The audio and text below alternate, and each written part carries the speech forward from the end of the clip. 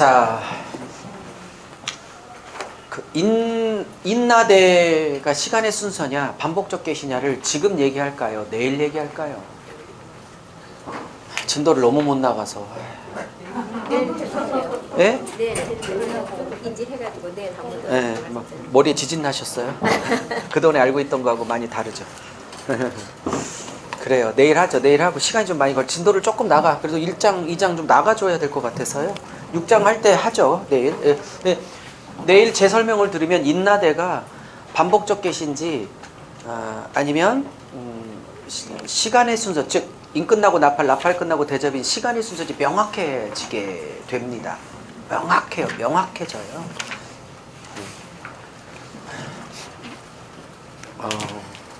자, 조금 진도를 나가 볼게요. 자, 구조 갑시다. 구조. 아직도 1장 1절을 못 들어가고 있는데, 자, 구조 세 가지 구조를 말씀드릴 텐데 키아즘 구조를 좀 집중적으로 말씀을 드릴 거고요. 굉장한 재미가 있을 거고요.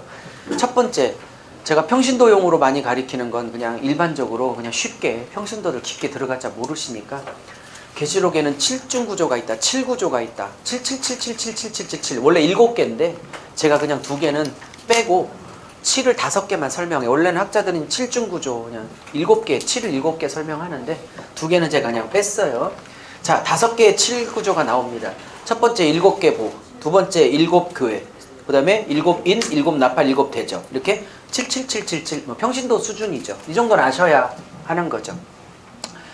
그래서 7교회, 7인, 7나팔, 7대접은 다 알고 계시더라고요. 근데 가끔 성도님들은 더더욱 모르시고요. 목사님들 중에서도 계시록에 7복을 받으라고 7복이 있다는 걸 목사님들도 모르시는 분들이 가끔 계시더라고요.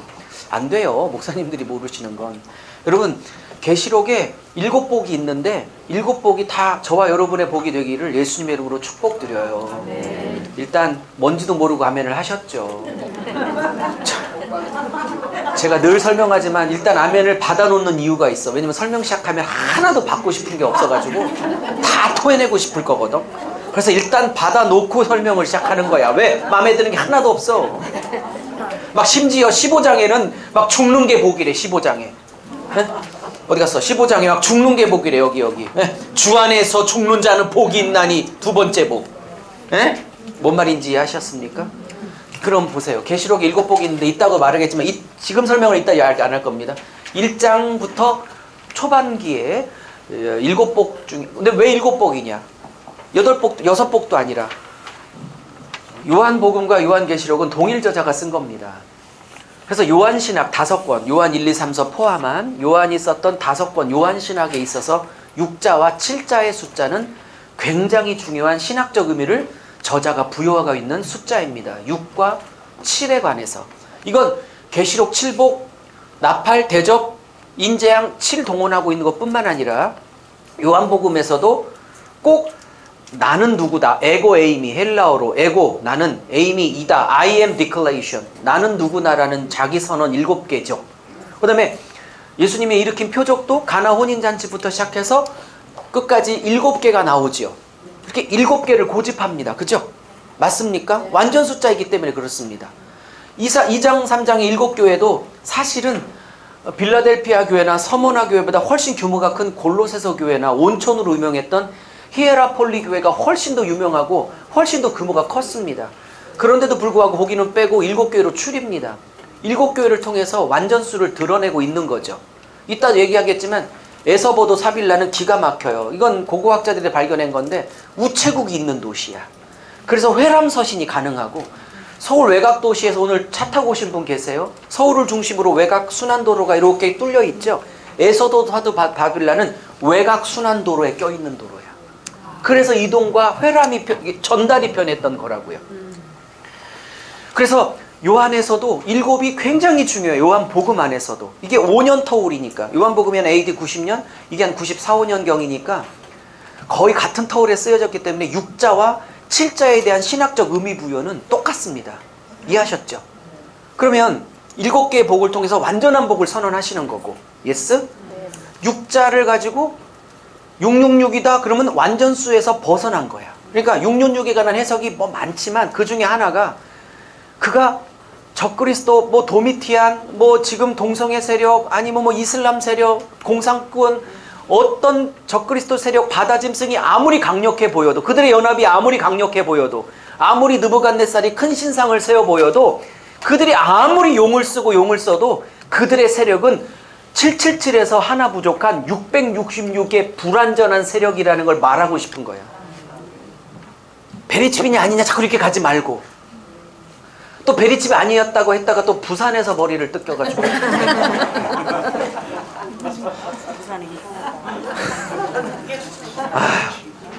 아니라고 한 게 아니라 666을 사도 요한이 1차 저자가 1차 독자에게 2000년 했을 때는 666을 가정해서 쓴 게 아니라 그 당시 2000년 목자와 양떼들이 알아들을 수 있는 숫자가 있었고 그 의미를 먼저 파악하고 난 후에 그게 2000년이 지나 666이냐 베리칩이냐 아니냐는 두 번째 세 번째 문제라고요. 근데 그 얘기를 했는데 아닌 거라고 막 오해하셔갖고 막 공격을 하시는데, 아휴, 그렇게 성경이 안 단순해요. 공부하셔야 된다니까. 근데 이 육자에 관한 의미 부여는 기가 막혀요. 여러분, 가나 혼인잔치에 물이 변하여 포도주 됐을 때, 물 떨어졌을 때 물 항아리가 몇 개 있었어요? 그거 5개면 안 될까요? 그거 해필 6개죠. 근데 그 물 항아리가 어떤 용으로 쓰여져 있던 거죠? 손발 닦는 정결례법 때문에, 즉 유대교의 율법을 상징하는 거죠. 근데 6개야. 어? 우연히?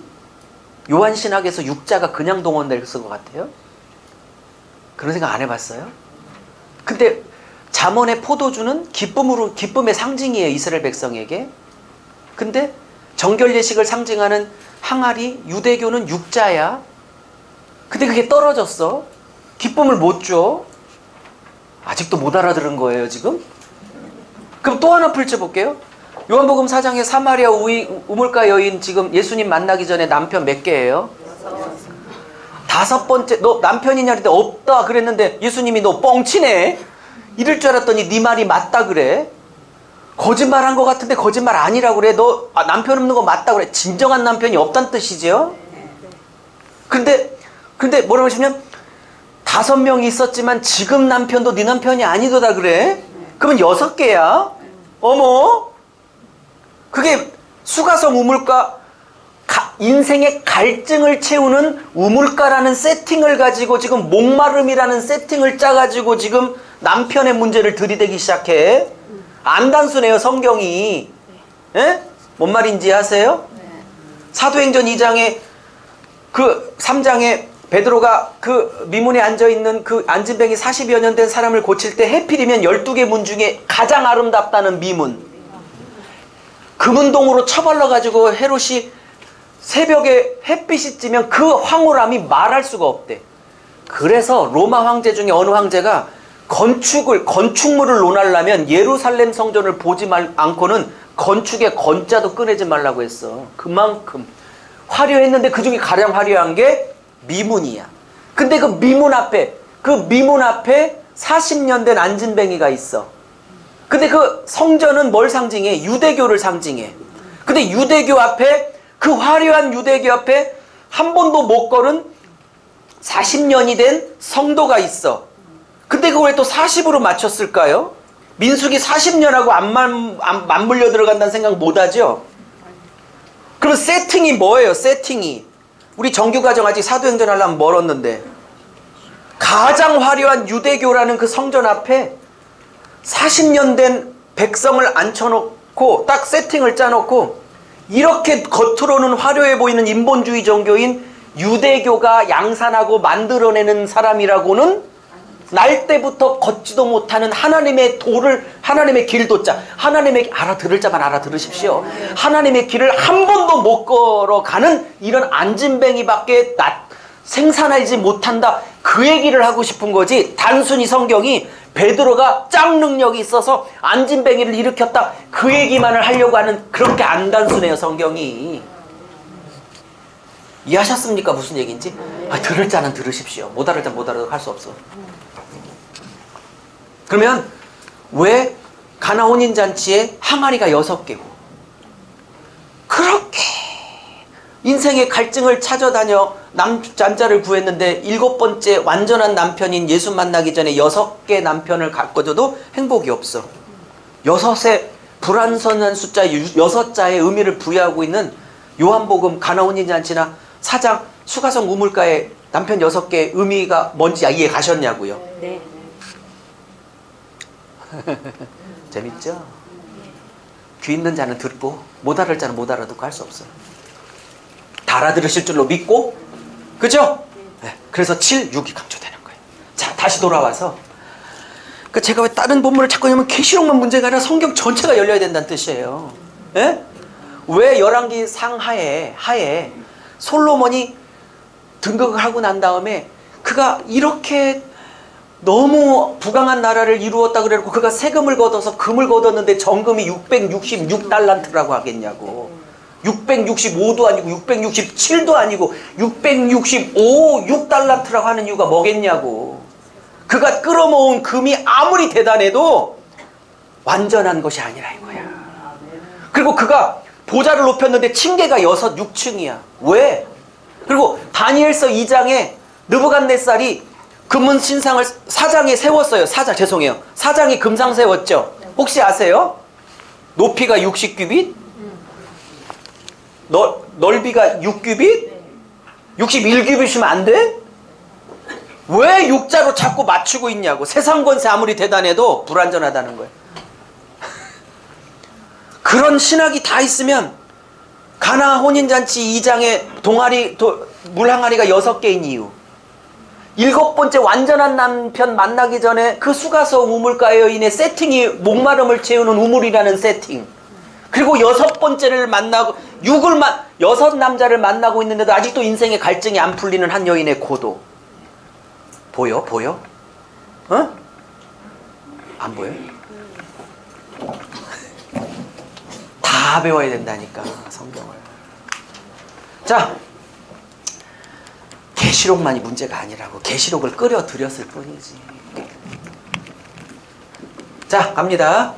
자, 더 재밌는 거 보여드릴게요. 그래서 7복인데 7복이 첫 복이 말씀을 읽고 지키는 자가 복이 있대. 즉, 여러분, 제가 늘 얘기하지만 계시록 7복 중에서 가장 첫 번에 예수님이 이 복은 꼭 받아야 돼, 마지막 때가 될수록 이 복은 꼭 받아야 돼, 그랬던 첫 번째 복이 뭔지 아세요? 돈벼락이 아니라니까.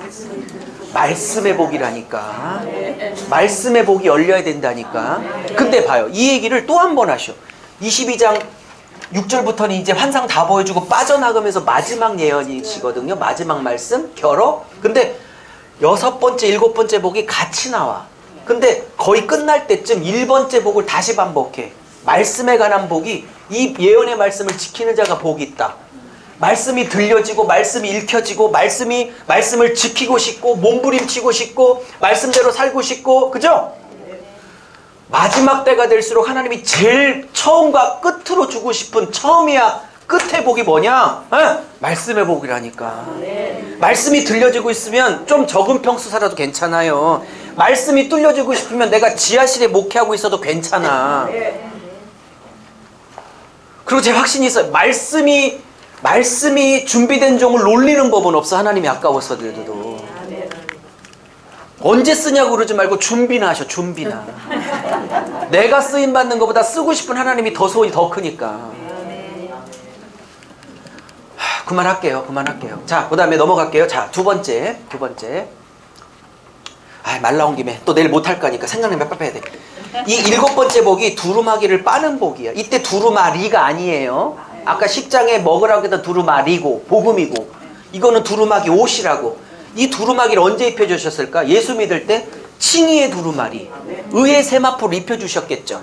근데 예수님께서 7복을 얘기할 때 제일 마지막으로 너무 의미가 깊어. 이거는요, 내가 십자가와 부활로 입혀준 구원이라는 칭의의 두루마리 입혀줬지. 아멘.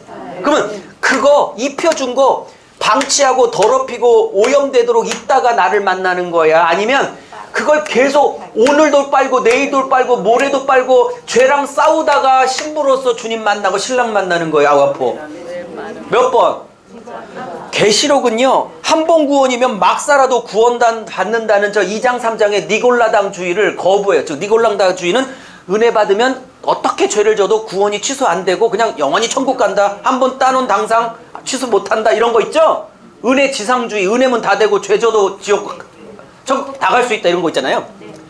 계시록은요, 은혜 받으면 마음껏 살아도 지옥 못 보낼걸? 이러는 싸가지 없는 방종주의에 대한 철퇴를 내리는 게 계시록입니다. 그러므로 신부는 어떻게 쓰냐? 의의 두루마리를 입혀준 걸 방치하는 게 아니라 빨고 있다가 신랑 곁에 신부로 서게 되는 거예요. 즉 계시록은 칭의와 성화를 동시에 주장하고 칭의와 성화를 하나로 보고 있고 성화 없는 칭의는 가짜라고 얘기하고 성화의 싸움, 죄와의 싸움, 두루마기 빠는 싸움을 오늘 하다가 나를 만나야지 뭐 은혜면 다 된다고 지랄하고 있네. 누가? 그렇다고 제가 율법 행위를 말하는 게 아니에요. 행위주의자가 아니라 은혜로 믿음으로 구원받는데 진짜 칭의, 은혜의 칭의는 두루마기를 빠는 성화의 싸움으로 가야만 제대로 거듭난 거라고. 근데 재밌는 건 이 빠는 게 현재형이야. 헬라어 시제. 이게 미래도 아니고 과거도 아니고 현재라는 건 뭐예요? 여러분 2000년 전에 쓰였던 책이 현재형을 썼다는 게 이상하지 않아요? 다 과거로 써야 되지 않겠어? 2000년 전 얘기인데? 근데 이거를 미래도 아니고 현재로서 오늘 빨고 있어요. 계속 빨고 있어야 된다는 뜻이야. 현재형으로. 기가 막힌 거잖아요. 네? 그리고 그래서 원문을 봐야 되는 거라고. 그리고 이 계시록을 예수가 그래. 나 예수는 즉 이 많은 것들을 말했던 사람이 본인이 당신이래. 나 예수가 이 계시록을 말했던 진짜 저자라는 거야. 그리고 계시록을 어떻게 해석해야 되는지 계시록의 해석 방향을 예수님이 제시해. 교회를 위해서 썼대. 계시록은 교회론으로 해석하는 거라고. 그래서 건강한 교회, 건강한 신부, 건강한 성도. 예? 뭐 자꾸 신비 추구하지 말고. 그놈의 지지는 계속 있었다니까. 쓰나미는. 자, 넘어갈게요. 자, 지금부터는 이제 목회자 영역입니다. 학문적 영역이고 너무 재밌습니다. 엠프누마티 구조. 참. 이러니 이틀에 못한다는 얘기예요. 어떤 공개 세미나라 그렇고. 할 얘기가 너무너무 많은 거죠. 왜냐? 66권은 계시록은 65권의 완성을 의미를 갖고 있기 때문에 계시록만 말할 수가 없어서 그래. 자, 여러분이 참석했던 계시록 세미나하고 좀 다를 거예요. 또 다름을 추구하고 있고 달라야 되고. 자, 엠프뉴마 T입니다. 여기다가 T 붙이세요. T. 여러분도 마로 나왔어요? T로 붙이세요. 엠프뉴마 T라고 붙여주세요. 엠프뉴마 T 구조. 왜냐면 N이 전치사인데 뭐뭐 안에라는 in이란 뜻이고요. 이 n이라는 전치사는 목적격을 취하기 때문에 t가 붙어줘야 돼요. 자, 그래서 어쨌든 죄송합니다. 오타입니다. 엠프뉴마 T 구조입니다. 그러면 설명할게요. n은 in이고 푸뉴마는 성령을 얘기해요. 그러면 이 엠프뉴마 T가 4번 나오는데 1장 10절, 4장 2절, 재교 맞다면 17장 3절, 그 다음에 21장, 그것까지 모르겠다. 어쨌든 이렇게 4번 나와요. 근데 한국 성경은 성령에 감동되어 때로는 성령에 이끌리 이렇게 다르게 나오지만 헬라어 원문은 똑같습니다. 엠프뉴마티 이렇게 4번 나와요. 직역하면 그냥 성령 안에 푹 빠져서 성령 안에 푹 붙들려서 성령 안에 잠겨서 성령 안에서 뭐 이런 뜻이에요. 그러면 많은 평신도님들이 목사님들은 안 그렇겠지만 많은 평신도들이 생각하기를 1장부터 22장까지 한 번에 다 보고 나와서 한 번에 다 썼겠지가 아니고요.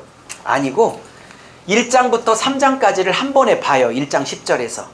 그 환상을 봅니다. 7교회 환상까지. 그리고 4장 2절에 다시 엠프뉴마티에 또 붙잡힙니다. 성령 안에. 그래서 그게 16장 대접심판까지 봅니다.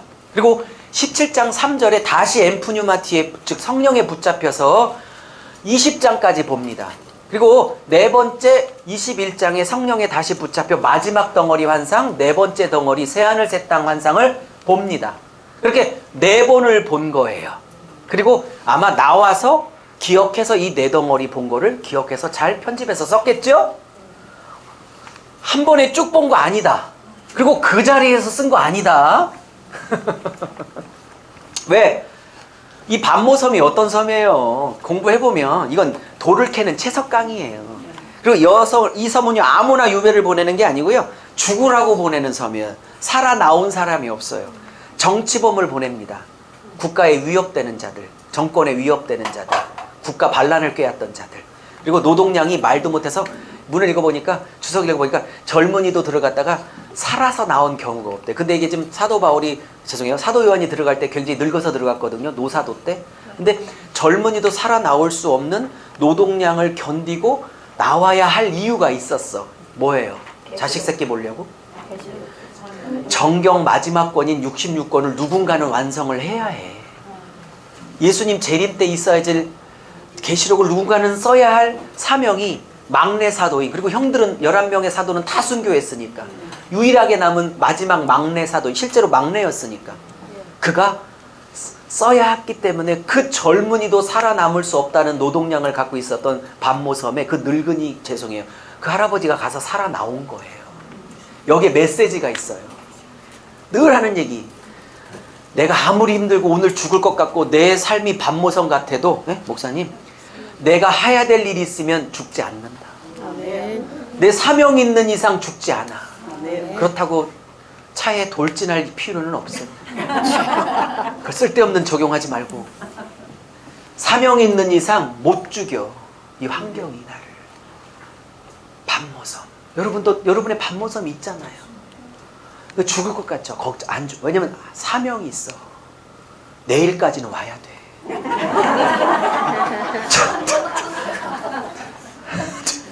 절대 내일까지 안 죽어. 등록금 냈기 때문에. 자, 너무 은혜 받는 부분이에요. 젊은이도 살아 못 나왔던 반모섬. 이 노사도가 어떻게 견디고, 딱 하나예요. 체력이 튼튼해서 영양제 많이 먹어서, 아니, 딱 하나예요. 사도연에게 마지막 사명, 재림 때의 일을 기록할 계시록 완성의 사명이 있기에 하나님이 그를 지킨 거라고. 사명이 있는 이상 오늘의 어려움 안에 죽지 않습니다.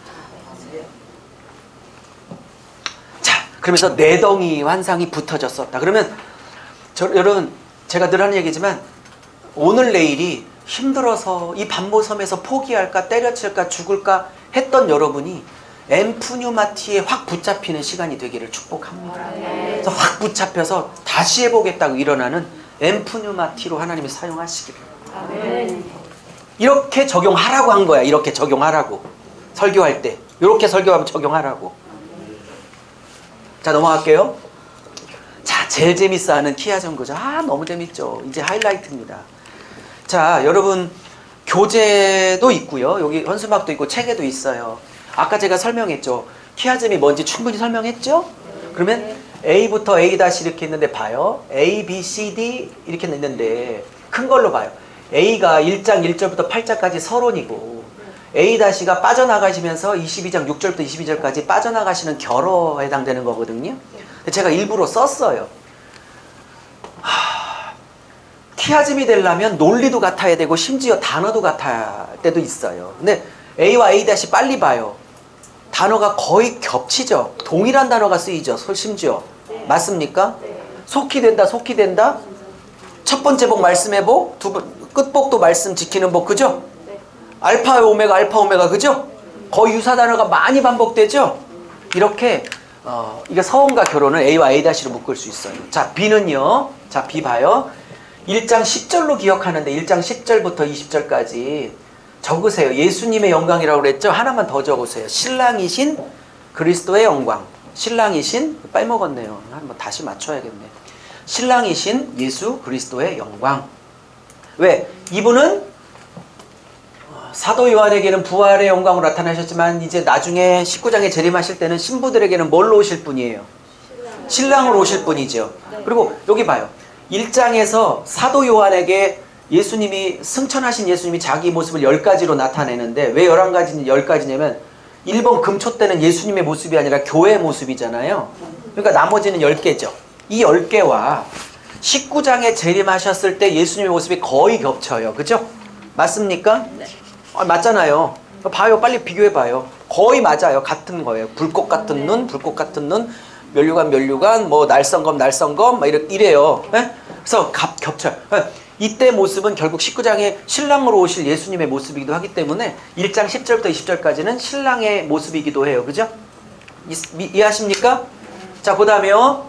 그러면 B가 있으면 B 다시가 있겠죠. 맞습니까? 그러면 B가 신랑이면 B-는 뭐 해야겠어요? 그쵸. 여러분 참 정상이에요.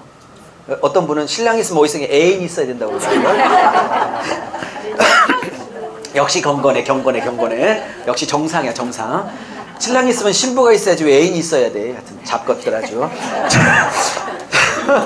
세대가 이상해져갖고 본인도 말하고 그러고 신기한 거죠. 자, 그러면 B가 신랑이면 B-는 신부의 영광이어야 하는 거거든요. 근데 제가 어떻게 짰는지 보세요. 제가 짠 게 아니라 GKBL이 어떻게 짰는지 보시라고요. 자, B가 찾아봅시다. 여기 B 있네. B인가요? C인가요? 네. 네. B- 여기 있네요. B-. 대문자 B-. 자, 21장 9절인데요. 이렇게 말해요. 내가 어린 양의 신부, 내가 어린 양의 아내를 보이리니 그래요. 그죠? 잘 봐요. 여러분 성경책을 봐요. 성경책. 내가 성령이 사도 바울을 이제 엠프뉴마티로 4번째로 딱 붙잡고 난 다음에 새하늘 새 땅을 보이세요. 새 예루살렘 성을. 그러면서 21장 9절에 이렇게 말해요. 내가 어린 양의 아내를 보이리니 그렇게 나와요? 맞아요? 신부를 보이리니. 그 21장 2절도 비슷한 얘기가 나올 거요. 21장 2절부터 봐요. 21장 2절 읽어봐요. 시작.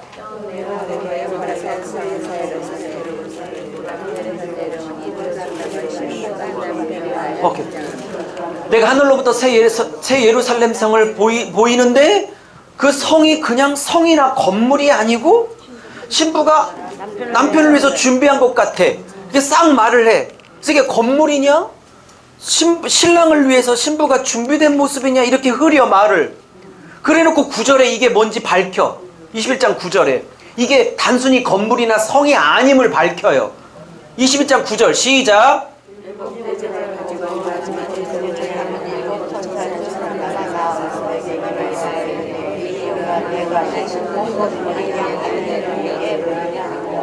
자, 나와서 천사 나와서 내가 어린 양의 아내 신부를 보이리라 하고 그 다음에 쭉 봐요.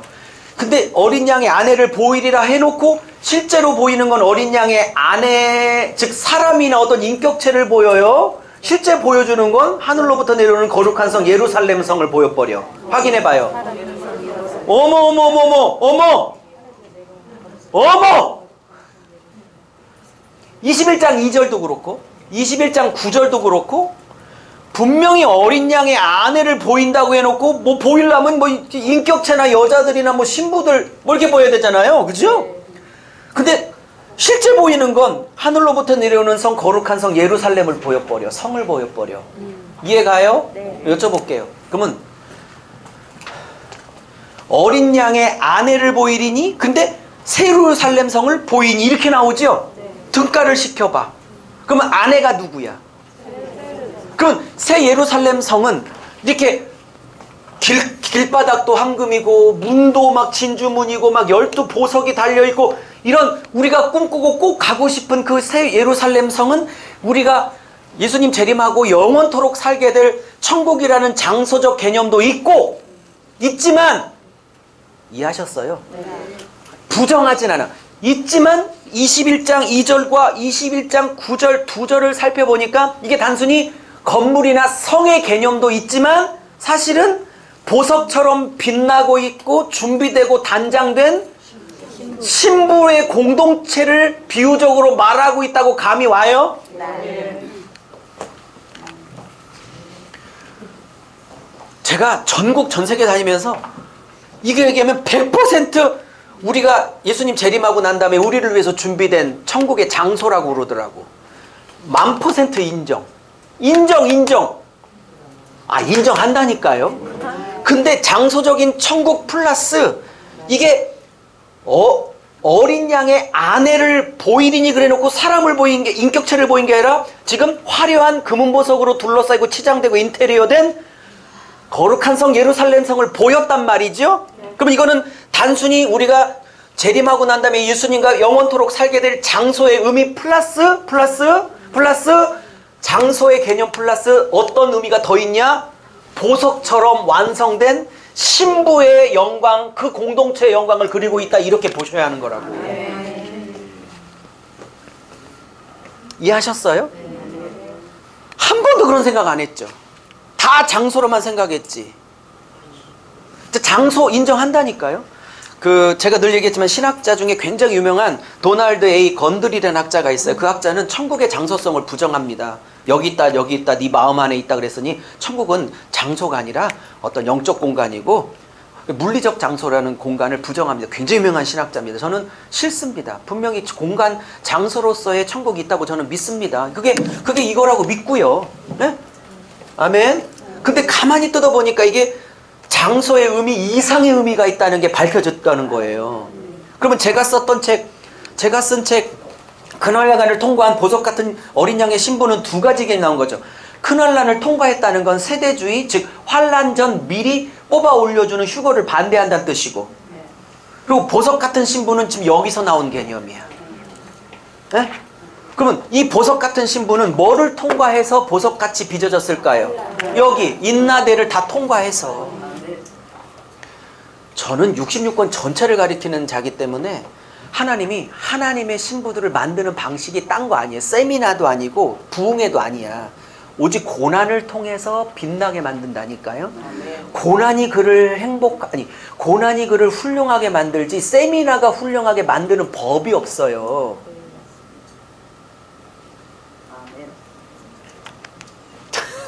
고난만이 우리를 훌륭하게 만든다니까. 옆에 계신 선후배 목사님이 훌륭해 보였다면 훌륭한 DNA를 타고난 게 아니고 이분에게 오늘 처음 뵀지만 어마어마한 환난과 고난이 동원됐겠구나. 그래서 이만큼 되셨구나 라고 생각해야지. 훌륭한 DNA가 따로 있는 분은 예수님 한 분밖에 없어. 다 고난을 통해서 다져져. 누군가가 훌륭했다는 건 고난이 있었다는 뜻이에요. 그 인나대를 미리 뽑아 올려주는 게 아니라 통과하게 만들어 보석 같은 신부로. 그럼 보석 같은 신부라는 건 여기서 나온 개념이지. 그러니까 여러분, 이 거룩한 성 예루살렘을 우리가 이런 금은 보석으로 막 인테리어 된 그곳에 살게 됐다 이런 꿈만 꾸시지 말고, 물론 맞는데 장소로서 인정하는데 저거는 환난과 고난을 통해서 보석같이 예수 같은 성품으로 빛나야 할 신부의 신앙의 인격을 요구하고 있다는 본문으로 받아들이셔야 된다고. 되셨어요? 네. 갖고 계셨던 계시록 해석하고는 다르죠. 현상과 증조를 뜯어맞추는 계시록하고는 다른 겁니다. 이것은 성경신학 안에서 보고 있는 겁니다. 자, 그러면 봐요. 아까 B가 뭐였어요? B가 신랑의 영광, 다시 오실 신랑의 10가지 영광. 그럼 B-는 애인이 아니고 신부니까. 네? 그 신랑의 영광을 그대로 빼닮아 신랑처럼 빛나고 있는 그 영광을 같이 누리고 있는 신부의 영광. 그죠? 그러면 이거를 단순히 우리가 살아야 될 천국이 이렇게 보석이 많아 할렐루야 이렇게 할 문제가 아니라 보석같이 빛나도록 주님이 고난을 동원하시겠구나. 여기까지 메시지가 나와야 하는 거지. 성경을 좀 깊이 봐야 하는 거라고요. 뭔 말인지 이해하셨습니까? 이렇게 설명했더니 우리 집사람이 많이 실망을 했어. 왜냐면 내가 한 번도 못 사줬던 보석, 여기 가면 다 예수님이 준비해놨을 거, 그것도 12보석으로 총천연색으로. 근데 내가 이거를 또, 이건 단순히 보석이나 장소, 성의 의미이기도 하지만 사실은 예수 닮아가는 예수 닮았다는 그 신앙 인격에 예수 닮았다는 그 보석과 같은 이런 부분으로 빚어져야 된다는 메시지 있다 그러니까 또 불이 팍 죽었어. 가면 보석이 없을 줄 알고. 있어요. 사랑하는 여러분, 좀 이해를, 왜냐면 여러분이 동의를 하든 안 하든 이건 어떤 주석에도 나와 있는 얘기가 아니고, 제가 계시록을 한 6, 7년 동안 수도 없이 풀강의를 수십 번 하면서, 처음 본문을 수십 번 강의를 하면서 이렇게 펼치면서 보여지면서 저쪽이 신랑의 영광, 여기 신부의 영광이고, 그죠? 이게 단순히 장소 인정하지만 장소 이상의 더 깊은 의미, 그죠? 신랑의 인격을 닮아 완성된 신부의 영광 있잖아요. 자, 그러면 그렇다고 제가 장소로서의 천국을 부정하는 것도 아니고 1000% 인정하고, 저도 보석 갖고 싶고, 정말 개인적으로 예수님께는 저는 이렇게 오래 서 있으면 발바닥이 아프고 막 이래갖고, 물론 부활체라 좀 다를 수 있겠지만 여러분 하루 이틀 정금길을 걸어야 황홀하지 영원토록 정금길 봐봐. 그게 뭐가 재밌겠어. 그래서 저는 예수님께 부탁해서 제 앞마당은 특별히 그 황토길로 바꿔달라고. 저 황토길 건너 되게 좋아하거든요. 대전에 그게 있어요. 황토길 1km 이렇게 거는 그 건강 그 길이. 나는 꼭 황토길로 바꿔달라고 그럴 거예요. 그리고 제가 천국 가려고 하는 유일한 이유는 뭐 진주 보석 그것도 하루 이틀 봐야 이쁘지. 캐나다 가서 하도 강의만 하고 온다고 4년째 5년째 가니까 티켓을 끊어줘서 우리 집사람하고 나야가라 폴도 좀 한번 보고 가라고 갔어요. 유람선을 다 티켓을 끊어서 내 돈으로 안고 해서 그래 공짜로 갔어. 갔는데 황홀해 죽겠더라고. 막 갈매기 막 아우 1시간 보니까 지겨워 죽겠어. 빨리 안 데려다주고 육지 밟고 싶은데 짜증나 죽을 뻔했네. 그냥 1시간 딱 10분이니까 좋아. 10분 영원토록 봐요. 얼마나 지겨워. 천국 가려고 하는 저의 유일한 목적은 나를 구원하시고 생명 주신 예수님 만나고 싶어서 가는 거지 어떤 것도 의미가 없다고. 여기에 예수님이 계시니까 이것도. 그리고 예수님의 빛에 비하면 이런 것도 빛도 아니야. 가면 우리 아내는 하도 내가 뭐 하나도 못 해줬으니까 가고 싶어 하는 거. 그리고 유일하게 해줬던 보석 18K 결혼할 때 결혼식에 매영 목사님께 주례받을 때 서로 껴줬던 그것도 개척한다고 뺏어서 갖다 바쳐갖고 아직도 서로 못 끼고 있는 거. 그 한 때문에 여기를 그렇게 가고 싶어해. 근데 이거는 우리가 가야 될 장소가 이렇게 금은보석으로 빛난다는 것 인정 1000%. 그러나 키아즘 구조로 보면 이거는 단순히 장소와 성 이상의 의미, 뭐 신부의 영광을, 신랑의 영광을 환란과 죽을지라도 순교할지라도 예수 신랑 붙들어 완성되어져 있는 신부의 영광이라고 봐야 한다고요. 또 남았어요. 자, 4장 갑니다. 나온 김에 여러분 계시록 이렇게 안 단순해요. 이 깊은 계시록을 뭐 쯔나미나 무슨 지진 이런 것 따위로 풀라고 그래. 왜 아니라니까. 훨씬 더 할 얘기가 많은데 그러니 할 시간이 없다고. 봐요. 4장 5시 40분쯤 끝낼게요. 네. 그리고 다 못해도 이해해 주세요. 어차피 공기 세미나니까 정규과정으로 들어. 내일 이제 우리 구약반 신약반 정규과정 일정표는 내일 드리든지 갈 때 하나씩 가져가시든지 이렇게 하세요. 네. 아파. 너무 세게 때렸네. 자, 이제 이리로 올라와라. 이 4장 1절을 존 다비나 스코필드나 조영기 목사님이 오해를 하셔서 저는 오해라고 생각하고요. 휴거로 받고. 그죠? 그건 아니라고 지금 제가 설득을 해드렸는데 얼마나 설득이 되셨는지 모르고. 근데 나는 4장 유목사 아직도 난 4장 1절이 휴거인 것 같아. 그럼 그렇게 하세요. 괜찮아. 구원하고는 아무 관계없어. 아무 관계없으니까 괜찮아요. 안 바꾸셔도 되고 이렇게 객관적으로 다른 학설도 들어보시라. 그런 뜻이고요. 자, 4장 2절에 엠프뉴마티 두 번째 나와서 성령의 폭 붙잡혀 이때부터 16장까지 두 번째 덩어리를 보는 겁니다. 됐죠? 네. 그러고 이제 4장 3절부터 뭐가 보이냐? 첫 번째 본 게 뭐냐? 이 두 번째 덩어리에서 뭘 봤냐? 보좌 위에 계신 성부를 본 거예요. 보좌가 보였고 그 보좌 위에 성부가 보였어. 근데 성부의 모습이 보인 게 아니라 왜 영으로 계시니까. 성부가 물리적 존재가 아닌데, 그죠? 딱 앉으신 이의 모양을 봤다고 그랬지 앉으신 이를 봤다고 안 해. 그죠? 요한이 아무리 입신을 하고 영원히 하나님 앞에 환상을 봐도 아직 부활체 완전한 영화된 존재가 아니기 때문에 성부 하나님을 직접 볼 수는 없는 거예요. 죽어.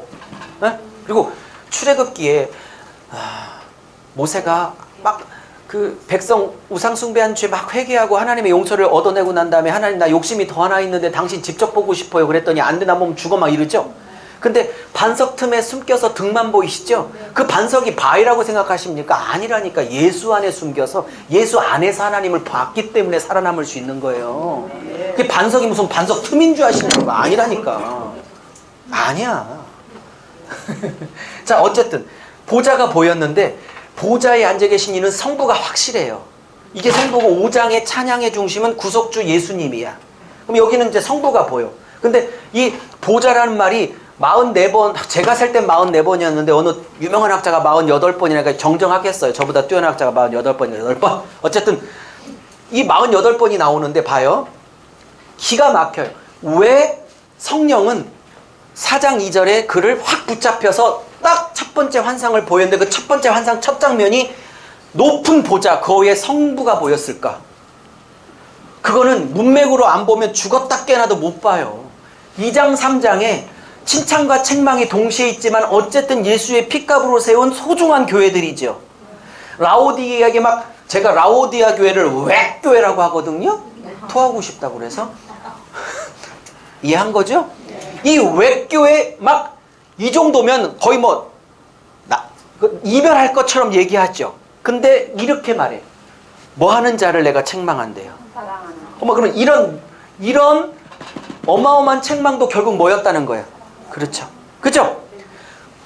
색깔을 얘기 안 했네. 오늘 처음 오신 분이 많은데 이 색깔은 그냥 있는 게 아니고요. 청천연색인데 세 가지 색깔이 있어요. 빨간색은 주로 예수님이 하시는 일이야. 하나님, 예수님, 성령님. 네? 피 흘려 하신 색깔.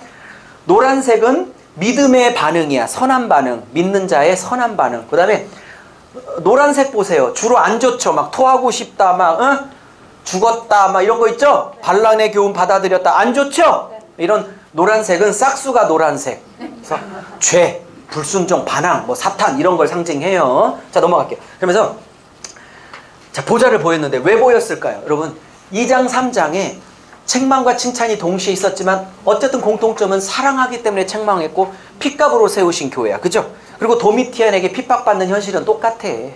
그리고 갑자기 카메라 앵글을 확 돌려서 천국의 보좌를 보여. 그죠? 그럼 이 구도는 뭐겠어요? 저는 이런 걸 보면서 이 구도가 들어와. 성령과 혹은 성령의 지시를 알아차렸던 사도 요한이 이런 구도를 짠 건 이유가 있는 거다. 뭐가 보여요? 지금 2, 3장 핍박받고 있는 7교회 성도들의 가장 두려움의 대상은 지금 누구야? 도미티안이죠. 그 보좌는 전 세계 최고의 보좌죠.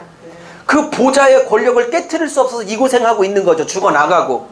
근데 도미티안의 보좌가 최고의 보좌인 줄 알았는데 하나님께서 영의 눈을 여시니 도미티안 보좌 따위는 감당이 안 되는 최고의 보좌가 딱 보이는 거야. 갑자기 마태복음 말씀이 생각나네. 에? 몸만 죽일 자를 두려워하지 말고 몸과 영혼을 함께 멸할 자를 두려워하라. 그죠? 그래서 도미티안 보좌 따위가 상대가 안 되는 우주의 통치자인 하나님의 보좌가 딱 보이므로 도미티안의 보좌 따위 두려워하지 말라는 거예요. 이해하셨습니까? 그리고 딱 보이죠. 그리고 이거 봐요. 이게 존 다비가 스코필드가 말했던 것처럼 4장 1절이 휴거 장인지 문학작품이에요. 어떤 분은 막 성경을 문학작품인 진리를 문학으로 빗대. 아유, 무식한 얘기 하지 마요. 물론 진리인데 문학을 통해서 말하잖아. 시라는 문학, 내러티브라는 스토리라는 문학, 묵시문학이라는 문학. 묵시문학 설명 안 했네. 여러분 묵시문학이 뭐냐면요, 이 묵시문학의 대표적인 구약은 다니엘서고 신약은 요한계시록인데 이 묵시문학은 성경이나 히브리 민족에만 있는 게 아니라 대제국에게 식민 상태, 지배를 받는 식민국가 백성들이 많이 쓰는 작품의 형태를 묵시문학이라고 그래요. 묵시라는 뜻은 뭐예요? 문학은 문학이고 묵시는 뭐냐면요, 적으세요. 드러내놓고 밝힐 수가 없어서 숨겨놓고 상징과 은유를 통해서 드러내는 걸 묵시문학이라고 그래요. 오늘 제가 흰말탄자 이거 지금 도미티안 저 나쁜 놈 이러면 지금 이거 검열이 통과를 될까요? 찍힐까요? 찍히겠죠? 그러니까 지금 이거를 바다짐승 666 흰말탄자 활 쏘는 자 이렇게 지금 도미티안을 빗대서 얘기하고 있는 거거든요. 무슨 말인지 아셨어요? 그래서 가려놓고 얘기를 한다고. 가려놓고. 그러면 봐요. 2, 3장에 어떻게 설명해야 돼? 2, 3장에 카메라의 그 감독의 앵글이 2, 3장을 비춰. 근데 공통점은 칭찬과 책망이 동시에 있었지만 공통점은 도미티안이라는 가짜 하나님에게 머리를 숙이지 않았기 때문에 재산 몰수, 직장에 나갈 수도 없고 길드에 들어갈 수도 없고, 길드가 뭔지 아시죠? 동종업종끼리 개를 만들었는데 그 동종업종끼리 그 계모임인 길드에 안 들어가면 하청을 못 받아. 그러니까 생활을 할 수가 없어. 그리고 이 길드가 보통 1년에 한 번씩 일주일을 축제하는데 그 길드마다 자기들이 섬기는 신이 다 달라요. 근데 이 섬기는 신에게 일주일을 예배를 하는데 전부 다 혼음이야, 혼음. 막 몸을 섞어야 되는 거야. 무슨 말인지 아세요? 근데 예수가 유일한 하나님이라고 인정하는 기독교인들은 도대체 길드에 들어갈 수가 없는 거야. 도미티안에게 절도 안 하고 지금. 그러니까 기독교인으로 머문다는 건 전재산 몰수, 그다음에 직장 취업, 길드에 들어갈 수 있는 조건, 이 모든 걸 다 포기하고 거지 오브 더 거지즈. 거지 중에 거지의 생활을 감당하지 않으면 예수쟁이라고 말할 수 없는 거예요. 그런 맥락에서 고린도전서 12장 3절을 봐야 한다고.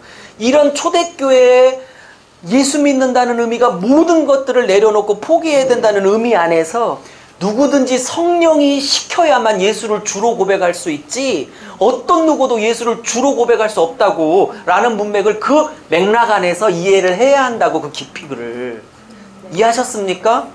이해하셨어요? 그러면 이 성령이나 성령의 의도를 깨달은 사도 요한의 카메라 앵글 각도를 보세요. 기가 막힌 거죠. 2, 3장 핍박받고 있는 공동체를 찍었어. 너무 힘들어해. 근데 확 앵글을 들어. 갑자기 천국을 보여줘. 천국 찬양 장면, 예배 장면을 보여줘. 근데 보좌가 있어. 도미티안 따위에 비교할 수 없는 어마어마한 보좌, 성부가 있어. 근데 그 성부 주변에 누가 있냐? 성부 주변에 24개 의자가 딱 보여. 근데 한 자리에 한 분씩 앉아 계셔. 이분들이 장로님이야. 학자들은 이거를 천사라고 보라고 하는데 참 그 학자는 그냥 왜 월급을 주는지 모르겠어. 차라리 여러분 개척자금으로 주지. 왜냐? 성경 66권 전체나 특별히 계시록에서 천사에게 면류관을 쓰여준 법이 없어. 이긴 성도에게만 쓰여주지.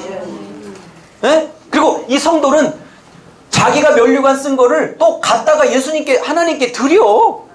이게 면류관이 스테파노스인데 이긴 자에게 쓰여주는 면류관이거든요. 그럼 예수님이 적그리스도 세력 이기고 세상 세력 이기고 죽더라도 나를 지켜줬구나 그래서 고맙다고 쓰여준 거잖아요. 근데 그거를 다시 성부께 드려. 그러면 이게 무슨 얘기야? 내가 이겼지만 이긴 것은 내가 아니고 나를 이기게 하신 하나님께 영광을 드립니다. 이거 아니에요, 그죠? 그거 다시 갖다 바치는 거예요, 그죠? 근데 천사는 성경 전체나 66권 전체나 계시록 문맥에서 한 번도 면류관을 안 써요. 이긴 성도만 쓰지. 그러면 이거를 천사로 보는 웃기는 것들은 정말 웃긴다니까. 이거는 그럼 왜 24명이겠냐고. 23명도 아니고 26도 아니고 5도 아니고. 그러면 구약성도 12지파, 신약성도 12사도, 즉 신구약에 구원받은 대표수가 끝까지 이겨서 그 승리의 면류관을 쓰고 있고, 신구약 성도들이 그것마저도 하나님이 이기게 하신 거지요 라고 하면 하나님께 올려드리고 있다 이 말입니다. 근데 그게 보여. 그러면 각도 봐요. 앵글을 에서보도 사빌라 성도들이 이 편지를 받을 때 얼마나 감격스럽겠냐고. 2장 3장은 고난받고 있는 자기 현실들을 그려. 근데 각도가 이렇게 바뀌어져서 성부의 보좌가 보이고 주변에 자기들이 한 자리씩 차지하고 있네, 이겨서. 그럼 이게 휴거입니까? 가 아니고 뭐예요? 2장 3장 교회에게 너희들 지금은 이렇게 핍박받고 있지만 너희들의 실제 현실은 여기서 완성돼서 이미 역사가 종결이 쳐 있어. 물론 19장 20장에 있을 일이지만 오케이? 미리 당겨서 승리를 보여주니 이거 보고 오늘을 이겨달라고. 그래서 계시록은 미래에 관심 있는 게 아니라 오늘을 어떻게 살 건가를 말하려고 미래의 승리를 땡겨다 보여주는 거라고요. 오늘에 관심이 있다고. 감히 진짜 잘하고 있는데.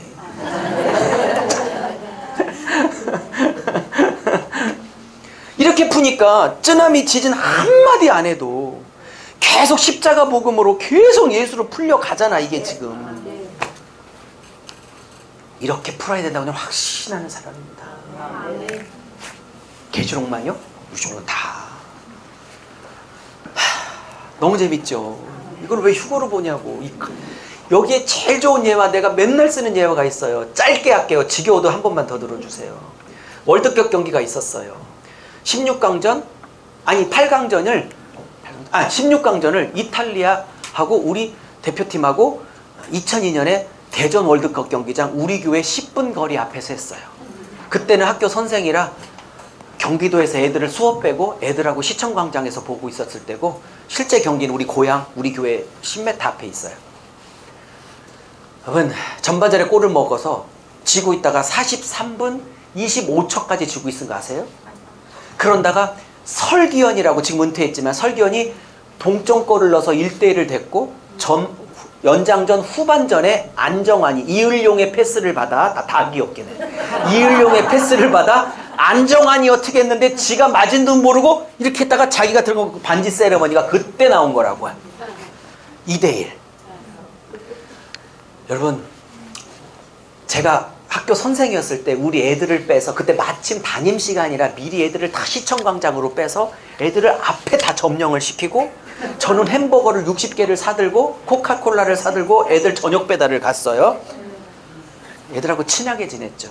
애들이 어떨 때 막 형 막 이랬어요. 선생님 지들이 헷갈려, 미안해요 막 그러고. 나이 차도 얼마 안 나고. 그렇게 친하게 지내. 너무 재밌게 교사 생활했죠. 애들하고 너무 행복하게 재밌게 잘 지냈어요. 그래서 저녁 배달을 갔죠.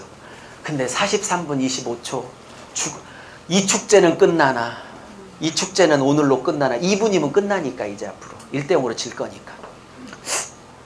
근데 설견이 동점골 넣었네요. 그리고 역전했네요, 안정환이. 그래서 우리가 8강 가서 스페인을 또 이겼잖아요. 여러분, 그게 지금 15년 전 일이에요. 근데요, 아직도 해줘요. 아직도 해줘. 8강전 아직도 나와. TV 채널 돌리면. 근데 또 봐! 너무 재밌어서. 그때 안정환, 손종국, 뭐 박지성 다 그때 멤버잖아요. 우리 목사님들 굉장히 잘 듣고 계셔, 남자 목사님들. 계속 고개 숙이고 계시다가 지금 잘 듣고 계시다. 역시 남자는 축구로 묶여져야 돼, 역시. 자, 어쨌든. 여러분, 저는 기억해요. 우리 애들이 그 시청광장 앞에서 담임선생님, 오늘로 우리의 축제는 끝나나요? 담임 목사님, 오늘 지면 술 한잔해요. 그러자. 근데 15년 지나 지금도 하는데, 여러분, 하나도 안 떨려. 전반 지고 있어도 안 떨려. 후반 안 떨려. 42분까지 안 떨려. 43분 24초까지도 안 떨려. 왠지 아세요? 25초에 동점골 넣을 걸 알아. 그리고 15분 지나 후반전 막판에 안정환이 하고 반지 싸면 이렇게 할 거 다 알아. 최종 승리를 알기 때문에 오늘을 안 떨어. 이 얘기하려고 지금 여기까지 얘기를 끌어. 에? 이게 휴건주 아니냐고. 아니라니까. 여기에 현실을, 아픈 현실을 보였다가 갑자기 앵글을 천국에서 24장로가 끝까지 이겨서 봐요. 여기 3장 끝에 라오디교에게 책망 엄청 웩 하고 싶다까지 해놓고, 사랑하니까 책망한다고 해놓고, 이기면 내 보좌에 함께 앉혀주고 싶대. 어? 그럼 내 보좌에 함께 앉혀주고 싶다가 마지막 말이야. 그죠? 거의 끝에 말이야. 그러면 내 보좌니까 하나님 보좌가 나오고, 그 보좌에 함께 있어야 되니까 24장로의 보좌가 나오는 꼬리에 꼬리를 무는 성경이라니까. 요! 그러니까 무슨 뭐 천년왕국인데 뭐 역사전이냐 무천년이냐 세대전이냐 이런 거 갖고 싸우지 말고 본문 자체를 보는 눈을 기르면 학파가 아무 문제가 안 된다고. 이 깊이를 모르고 어떤 분이 무천년주의라 안 오시려고 했다고 그러는데 안 오셔서 후회할 뻔했죠? 아무 중요한 게 아니야. 그거는 본문을 보는 눈을 길러야지. 봐요. 여기서 이기면 앉게 하겠다니까 이긴 자들이 보좌 위에 앉아 있잖아. 꼬리에 꼬리를 물고 계속 성경이 이어지잖아. 이렇게. 얼마나 신기해 성경이. 자, 마지막 얘기요. 자, 이 얘기하려고 여기까지 왔어요. 이 얘기하려고. 아까는 1장 10절부터 20절까지는 신랑의 영광을 빼담은 비다시 신부의 영광으로 맞췄다면, 이제는 아버지와 자녀로 맞춰볼게요. 아버지와 자녀. 그러면 성부의 모습이 보좌 위에 앉아 계신 이의 모습이 나오는데, 벽옥, 홍보석, 무지개, 녹보석의 모양이 보여. 그러면 하나님이 벽옥으로 구성되어 있냐? 큰일 날 얘기죠. 영이신데 물리적 존재가 아니죠. 그분의 모습이 이렇게 네 가지로 비쳤다는 거예요. 그러면 또 나중에 진짜 예수님 재림하고 천국 가면 하나님이 막 벽옥 홍보석 두르고 있구나 이런 생각하면 안 돼요. 비유지. 근데 왜 하나님이 저 12보석 중에 3가지 보석의 모습이 보이고 무지개가 나와? 그러면 여러분 이건 뭐냐면 이 보석은 벽옥이 뭐냐, 홍보석이 뭐냐, 녹보석이 뭐냐 이렇게 분류하는 사람도 있어. 근데 그거보다는 이 3가지 벽옥은 하나님의 성품을 반영한다고. 그리고 무지개도 하나님의 성품을 반영한다고. 설마 천국 가면 진짜 하나님이 무지개 둘러치고 있을 거라 상상하지 마세요. 그거 아닙니다. 그러면 하나님이 보호자 위에 앉아 계신 성부의 모습이 무지개로 붙였다는 건 뭐냐면 벌써 노아 홍수 다음에 약속인 무지개 언약을 개입시키고 있는 거예요. 저자가. 그러면 무지개 언약은 뭐죠? 언약이죠. 물론은 심판하지 않겠다? 물론 불심판이 남았겠지만 그러면 무지개 같은 모양을 성부가 보좌 위에 하고 있다는 건 뭐냐? 진짜 무지개를 둘렀다는 뜻이 아니고 성부가 어떤 성품을 갖고 계셨냐? 그분은 언약에 신실하신 분이다. 그분은 약속을 지키시는 언약에 신실하신 그분의 속성과 성품에 관한 계시지 무지개를 실제로 둘러치고 있는 게 아니올시다. 이해하셨어요? 지금 장로교, 침례교, 성결교, 초교, 순복 아무나 들어도 다 건강해요. 이런 강의는 문제 안 돼요. 성경신학적으로도. 자, 문제는 뭐야? 이거는 하나님의 성실하신 약속에 신실하신 성품 맞죠? 이건 확실하죠. 근데 문제는 벽옥 이런 게 뭐냐? 학자들은 벽옥이 파란색이래요. 뭐 만져봤어야지 내가 그 보석을. 그래서 하늘색이니까 생명의 성품, 또 뭐 홍보석은 빨간색이니까 뭐 긍휼과 피 흘려주신 뭐 자비의 성품, 뭐 녹보석은 화평의 색이래. 그게 뭐야? 녹색이 화평이란 근거는 또 뭐야? 자기 평소 생각이야, 그 학자의. 그러니까 뭐 화목의 성품. 물론 틀렸다는 게 아니라 그렇게까지는 좀 무리어 보이고요. 너무 많이 나간 거고. 자, 성경을 파편적으로 보지 않고 전성형을 펼쳐서 수십 번 강의한 저에게는 이 요한계시록만 저는 이게 예사롭지가 않아요. 지금 벽옥, 홍보석, 녹보석이 어디서 다시 재현되고 있냐면 아까 신부 있죠. 이게 거룩한 성 예루살렘이 단순히 우리가 살아야 될 천국의 장소인 거 인정하지만 그 이상의 의미가 있다고 그랬고 이건 신랑의 영광을 빼닮은 신부의 완성된 모습이라고 그랬죠. 그죠? 그러면 신랑할 때는 신부지만 하나님께는 아들이요 딸일 거 아니야. 아버지께는 자녀일 거 아니야.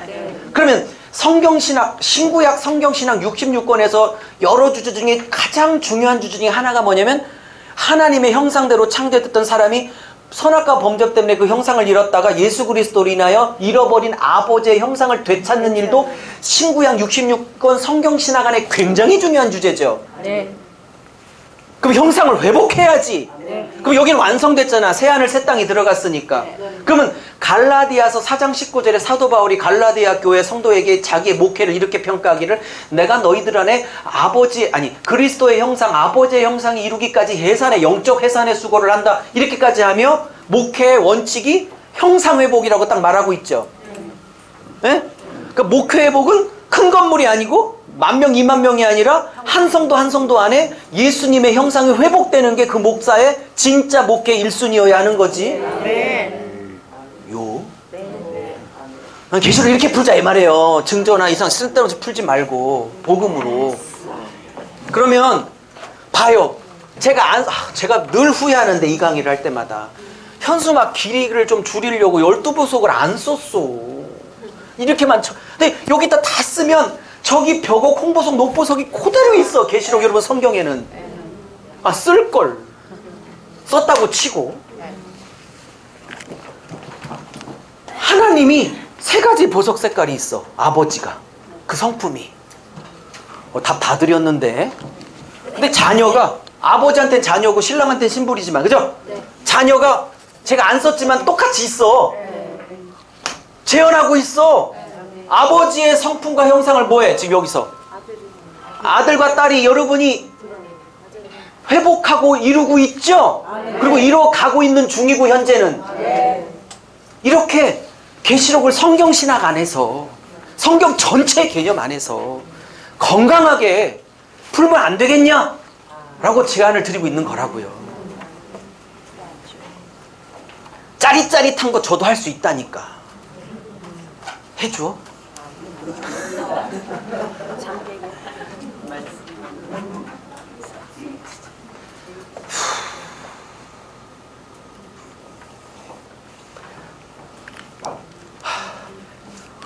모르겠어요. 이런 것들을 참신하게 생각하고 그렇게 푸는 게 맞지, 복음을 푸겠지, 이렇게 보시는 계시고, 뭐 짜릿짜릿한 게 없고 막 뭐 이렇게 좀 뭐 명쾌하게 막 베리칩이 뭐 666이 아니니 명쾌하게 밝혀주고 이런 걸 원하시는 분들이 아직도 있을 수도 있고, 저는 제가 강의해 본 결과 계시록은 마태복음보다 훨씬 더 복음스럽고 누가복음, 마가복음, 요한복음보다 훨씬, 그 요한계시록만큼 복음서스러운 게 없다니까.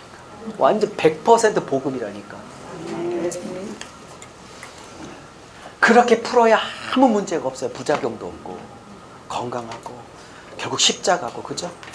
마지막 하나 얘기하고 끝낼게요. 1장 1절은 못했네, 그죠? 오늘 1장 1장 못 들어갔어요. 그렇지만 해야 될 얘기는 거의 6장까지 했다고 보시면 돼요. 네. 아까 여섯 나팔, 나팔재앙, 대접재앙의 장소가 땅바강의 어유라는 거 오늘 처음 들으시는 분 놀라셨지 않았어요? 아까 8장에 나팔장이 떨어지는데 땅바강해 어둠이 마고 유프라데스에서 전쟁이 일어나, 그죠? 대접재앙도 여기 장소가 땅바강해 어둠이 마고 아마겟돈 전쟁 유프라데스고, 그죠? 어머 이런 거 똑같잖아. 대칭이라고 이게 지금. 됐습니까? 자, 피하준 거죠. 좀 하나 남았네요. 자, 그러면 C가 2장 3장 7교회예요. 하나 더 쓰세요. 그 핍박받고 있는 몸된, 핍박받고 있는 주님의 교회. 2장 3장 칭찬책망이 있지만 핍박받고 있는 7교회. 여러분 보세요. 그러면 C가 있으면 저쪽에 키아진 구조로 C 다시가 있어야 되죠. 네. 그럼 C 다시를 제가 어디 처리했나 보세요. C 20장. 여기 20장인데 용하고 불신자들이 박살나 완전히 지옥불에 떨어지는 마지막 심판이야. 근데 왜 제가 이걸 C로 잡았을까요? GKB는 이걸 왜 C로 잡았을까요? 저랑? 에? 에? 논리가 돼야 키아즘이지 그냥 C 다시 붙였다고 키아즘 아니라고 그랬죠. 봐요. 핍박당하고 있죠. 그러면 C 다시는 핍박하는 놈을 박살내야 될 거 아니에요?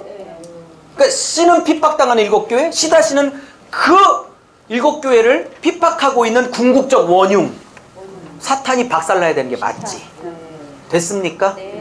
그리고 다는 못하겠지만 이렇게 D를 소문자로 키아즘으로 다시 분석할 때 D 8장 9장 나팔 심판과 D-15장 16장 대접 심판을 D-로 처리한 건 지금 땅바강의 어휴라는 장소 개념이 똑같아요. 그죠? 뭔 말인지 하셨습니까? 일단 여기까지 하고 한두 개지만 더 얘기하고 넘어가도록 하겠습니다. 어차피 내일 또 계속 할 거니까 인재양, 나팔재앙, 대접재앙이 순서가 아니고 반복되실 수 있다는 건 내일쯤 얘기를 해볼게요. 네, 하고요.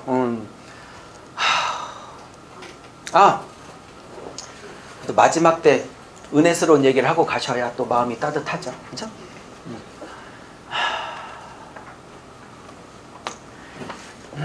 자, 따라해보세요. 계시록은 사탄이 바다짐승이 땅짐승이 작고 하나님, 예수님, 성령님 흉내를 낸다. 이걸 학자들이 계시록에는 패러디가 흐른다 그러는 거예요. 패러디. 자꾸 흉내내. 왜요? 미혹하려고. 함께 지옥 끌고 가려고. 그러면 사탄이 나 사탄이야 그러고 나와요. 광명의 고린도후서 4장처럼 광명의 천사처럼 나와요.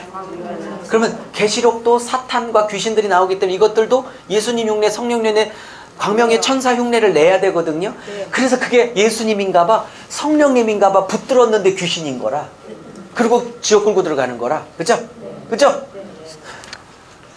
여기 12장의 용이 교회를 상징하는 여자를 지옥에 빠뜨리려고 하는 무기가 뭐예요? 12장에 여자 뒤에서 남자를 낳은 여자, 남자는 예수를 얘기하는 거고 그 남자를 낳은 여자를 핍박하죠. 교회를 핍박하죠. 근데 핍박하면 용이 뭘로 핍박해요? 물리적으로? 총칼로? 뭘로요? 물로. 어머, 근데 그냥 물이 아니야. 뭐에서 나와? 그냥 쓸까요? 자꾸 패러디 한다고 그랬죠. 내가 패러디. 네. 그러면 예수님이 1장이나 19장에 올 때 항상 검이 어디서 나와? 그러면 계시록 전쟁은 핵전쟁일 수도 있겠으나 또 아니라고 했다가 부산에서 머리 뽑혀갖고 핵전쟁일 수도 있으나 또 요 말 붙여야 도망을 다닐 수 있지. 핵전쟁일 수 있으나 계시록 전쟁은 뭐예요? 입전쟁이니까 입과 입의 전쟁이라니까. 근데 입에서 물이 나와. 그러면 이 물은요, 왜 하필이면 물이라고 그랬을까요? 물. 에베소서 5장에 너희가 물과 말씀으로 거룩하게 되고 이렇게 말하죠. 구약 성경에 구약의 히브리어 알파벳이 22자가 있어요. 알렙부터 저 타후까지 있는데 중간에 우리나라의 미음처럼 생긴 걸 맴이라고 읽어요. 우리나라 미음처럼 생긴 걸 히브리어로 맴으로 읽는데 이 맴은 물을 상징한 거예요. 물. 그래서 맴은 진리를 상징해. 응? 절 봐요. 예수께서 마태복음 13장에 비유를 드시기를 어떤 사람에게 귀신이 있었다가 깨끗이 소재가 됐는데 귀신이 돌아다니다가 물 없는 곳을 찾아다니다가 못 찾아가지고 옛날 집에 다시 왔는데 깨끗하게 됐는데 텅텅 비어서 다시 들어갔는데 들어갈 땐 7명 들고서 총 8명이 들어가. 8개가 들어가. 7귀신이 아니라 8귀신이야. 7귀신을 더 데리고 들어갔으니까 8귀신이라고. 7귀신이 하셨어요? 8귀신이요? 아니, 숫자가 중요한 건 아니고 여러분 물론 마태복음 할 때 정규과정에 들으시면 얘기하겠지만 어떤 사람에게 깨끗하게 청소가 되었다라는 건 뭐냐면 이스라엘 백성의 출애굽 사건을 얘기하는 거예요. 네? 근데 그들에게 주인이 없었다는 건 출애굽시키고 깨끗하게 소재시켰는데 그들이 하나님을 주인으로 삼지 않아. 율법주의 영이 8귀신, 율법주의 인간의 공로를 의지하는 자기 의를 의지하는 율법주의 영이 장에게 있다는 뜻을 얘기하는 거예요. 구속사적으로. 그것은 구약 성경 전체를 담아 얘기하고 있는 거라고. 하고 마태복음 들어와서 배우세요. 어? 이 말은 신약과정 등록을 하시라 이런 뜻이야. 자, 근데 그 다음이요. 왜 그 귀신이 어떤 분은 그게 실제라고 그러는데 예수님이 비유로 말하사 이렇게 나와요. 비유야. 근데 그 쫓겨난 귀신이 돌아다녔는데 쉴 곳을 찾아 돌아다녔는데 왜 물 없는 곳으로 다녔을까요? 물 있는 곳은 못 가니까. 물을 못 가니까 물 없는 곳으로 다녔다가 다시 옛주인으로 간 거야. 옛집으로. 그럼 왜 여러분 물리적인 존재가 H2O 물을 좋아하고 싫어하는 게 있어요? 물리적 존재가? 그러면 그때 물은 H2O라는 물리적인 물을 말하는 게 아니겠지? 그럼 그 물은 뭐야 그러면? 왜 물 없는 곳에 다녀? 진리가 없는 곳에 다닌다니까? 뭔 말인지 이해하십니까? 그러면 입에서 물 쏟아내. 계시록에 뭐가 흘러? 어떻게든지 예수로 흉내내죠? 그러면 저 물은 계시록 요한복음 7장에 나오는 성령의 생수의 역사, 진리의 역사, 말씀의 역사, 복음의 역사야. 진리의 역사야. 그죠? 그러면 예수님이 입에서 물이 나오고 검이 나오니까 지도 입에서 예수님처럼 진리의 물인 것처럼 쏟아내고 있는데 그 물이 예수님 물인 것처럼 받아 먹으면 다 지옥으로 떨어져요. 그래서 제가 저 앞에 성경책을 내면 하나 붙이고 싶어. 물론 안 내겠지만 실제로 내면 거기다가 입에 물로 쓸어버리다 할 때 입에 물 할 때 그 앞에 똥 이렇게 하고 똥물로 어떤 분이 그랬더니 그럼 표현이 좀 그 목사님이 점잖지 못해서 뭘로 했더니 너무 좋아. 동물로 이렇게. 나는 더럽지만 너는 더 잔인하다 내가 그랬어. 그러니까 저 앞에 똥이나 독을 넣어. 근데 왜 입을 동원하냐? 입이 예수님이니까. 왜 물을 동원하냐? 물이 진리니까. 거짓 복음으로, 거짓 진리로. 그게 진짜 진리인 줄 알고 받아 먹으면 지옥 떨어진다. 이런 개념을 갖고 있는 거라고. 진짜 계시록 정말 재밌어요. 그리고 재밌는 정도가 아니라 그리고 이게 다 65권과 다 맞물려 돌아가고 복음서랑 다 맞물려 돌아가고 사도행전도 알아야 되고 로마서도 알아야 되고 선지서 여러 권, 창세기, 출애굽기 다 알아야 되고 66권을 다 전반적으로 폭넓게 알고 있어야 계시록을 비로소 알 수 있게 돼요. 그러니까 제가 마태복음 세미나 무슨 로마너 세미나 했는데 엄청 많이 와서 2명, 3명. 그래서 계시록을 한번 해봤어. 막 40명, 50명 와. 하기 싫은데 할 얘기도 많고 피곤하고 싸워야 될 것도 있는데 계시록이라도 해야 모이니까 계시록을 해서 불러들여서 계시록만 공부할 게 아니라고 거룩하게 꼬셔서 다른 과정을 등록하게 하려고 하는 거야. 이렇게 전략을 다 알려드리면 안 되는데 그냥 나 몰래 못 숨겨가지고 이렇게라도 해야 오니까 딴 과목 가면 딴 과목에 요한계시록 못지않은 더 보석 같은 것이 있다고 아무리 말해도 들큰도 안 하니까 이런 거라도 불러들여서 이 얘기하다가 다른 거 일부러 더 얘기해서 콕 거룩하게 콕 깨가지고 제발 66권 다 배워야 된다고 이 연사 주장하는 바입니다. 알가시유? 그러니까요, 제가 늘 얘기하잖아요. 5분만 얘기 끝낼게요. 듣고 가세요. 창세기 빛깔 너무 영롱해서 제가 창세기 빛깔 이외에 더 영롱한 건 없을 것이다. 웬걸? 그 다음 달에 출애굽기에서 우리 정규 멤버들하고 더 영롱한 거야. 레위 더 영롱한. 근데 색깔이 다 달라. 다 다른데 한 색깔이 너무 독특해서 뭘 하나는 선택하고 하나는 안 배워도 된다 말할 수가 없어. 너무 영롱해서. 근데 더 신기한 거 마지막. 이 빛깔이 66깔이 다 달라서 뭉쳤잖아요. 뭉쳤는데 예수님이 세우시는 하나님 나라와 신부가 딱 떠. 그러니까 막 미치겠는 거야. 그래서 다 배우라고 지금 꼬시는 거란 말이야. 그래도 안 할 분 안 할 거고. 자, 마지막 얘기요. 자, 마지막 얘기 진짜 끝낼게요. 패러디가 흘러, 즉 흉내내기가 흘러요. 자, 그러면 여기 5장에 내일 얘기하겠지만 어린 양이 나오는데 잘 들어요. 어린 양이 나오는데 이 계시록에 사자라는 말은 딱 한 번 나와. 그러니까 사도 요한이 막 울어. 환상을 보면서. 왜? 하나님 오른손에 마지막 계시의 비밀이 담겨있는 두루마리가 있는데 이 두루마리를 7 두루마리를 이렇게 인을 띨 자가 없어서 막 울어. 그랬더니 장로님 중에 한 분이 오셔서 울지 마. 이 7가지 인을 인봉한 걸 띨 자격이 있는 단 한 분이 계셔. 그리고 딱 소개하는 게 유다지파의 사자여 어린 양이라고 얘기를 해. 그러면 유다지파의 사자라는 건 창세기 49장 야곱이 12아들 예언할 때 유다에게 예언한 거고, 다윗의 뿔이라는 것은 이사야 11장 1절에 이사의 가지 싹에서 나오겠다는 두 예언의 성취인 거고, 그죠? 예? 예? 구약 다 들어와 있지 지금. 그리고 그러면서 어린 양이 하는데 사자는 이때 딱 한 번 나오고 단 한 번 안 나와. 단 한 번도 안 나와. 그리고 어린 양만 29번 나와. 근데 전 미칠 뻔했어요. 어린 양이 예수님 메시아 29번이 나오는데 짐승, 뭐 사탄, 용, 뱀 이런 거 있잖아요. 요거 다 합치잖아요. 29번 나와. 뭐 맞짱 뜨는 거야. 뭔 말인지. 못 알아들은 거예요 지금? 아, 못 알아들어. 내일 할게요 설명은. 괜찮아요. 자, 근데 그 얘기를 할 게 아니라 어린 양이 하는데, 자, 진짜 믿어주세요. 진짜 마지막. 내일 9시부터니까 8시 50분까지 오세요. 여기 맞죠? 네. 9시부터 딱 시작해야 4시에 끝날 수 있습니다. 꼭 오세요. 8시 50분까지 오세요. 네. 어린 양이 왜 합당한지를 얘기하는데 장로님이 이렇게 말해요.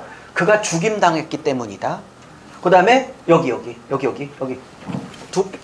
그 다음에 죽임당했다 2번 인대식에 합당하시다. 왜냐, 한국 성경은 빠졌는데 헬라어 성경은 왜냐하면이라는 원문이 있어요. 왜냐하면이라는 헬라어 단어가 있어서 시작돼. 인대기에 합당하다 헬라어 왜냐하면이라고 있어요. 반드시 있어. 있고 죽임당했기 때문이다. 세 번째 오타 났네요. 죽임당한 어린 양. 어머, 잘 봐요. 예수님이 인을 뗄 수 있는 유일한 자격이 가신 분이 있는 이유를 딱 얘기하는데 사자의 능력이 아니라, 잘 들어요.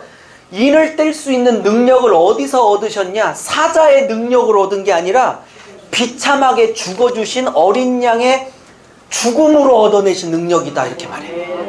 그러니까 저는요, 세상에 여자 목사님들 정말 전국에서 진짜 많이 만나는데 막 영권 얘기를 남자 목사님보다 10배는 더 해. 좋아요. 영권 인정이. 근데 진짜 인권은요. 정말 영권은 정말 사자의 영권을 얻으려면 어린 양처럼 죽어야 돼. 사자에게 뛸 자격을 준 게 아니라 어린 양에게 뛸 자격을 줬다니까. 어린 양으로서 얻어낸 능력이지 사자의 호령으로 얻어낸 능력이 아니라니까. 그놈의 영권은 죽어야 얻지. 취소. 그놈이란 말 취소. 그 영권은 죽어야 되는 거지. 사자기 때문에 준 영권이 아니라 어린 양처럼 죽었기 때문에 준 영권이라니까. 진짜 영권 얻고 싶으면 죽어야 된다니까. 요? 자, 3번 죽었어. 맞죠? 죽어서. 자, 마지막 얘기 그러면 봐요. 여기 10. 아니, 펼쳐놓고 보니까 이제 이해하셨죠? 왜 펼쳐야 되는지. 연수 막 7년째 갖고 다니네. 바다 짐승을 소개하는데 13장은 두 짐승이 나와요. 여러분 봐요. 11장에 하나님이 예수님을 대신해서 복음을 전하게 했던 대리인이 두 짐승이었죠. 두 증인. 맞죠? 두 증인이었죠. 두 짐승이래. 두 증인이었죠. 예, 예, 감사합니다. 예. 또 아멘 하시는 분은 또 뭐야? 두 짐승이었죠. 그죠? 그럼 봐요.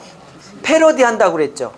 사탄도 영물이라 지도 대리할 자가 필요하죠. 그래서 누구를 불러? 두 짐승을 부르는 거야. 예수께서 당신을 대신할 두 증인을 부르듯 이것들도 예수님 흉내처럼 두 짐승을 부르는 거예요. 두 짐승을 대리자로 보여져요.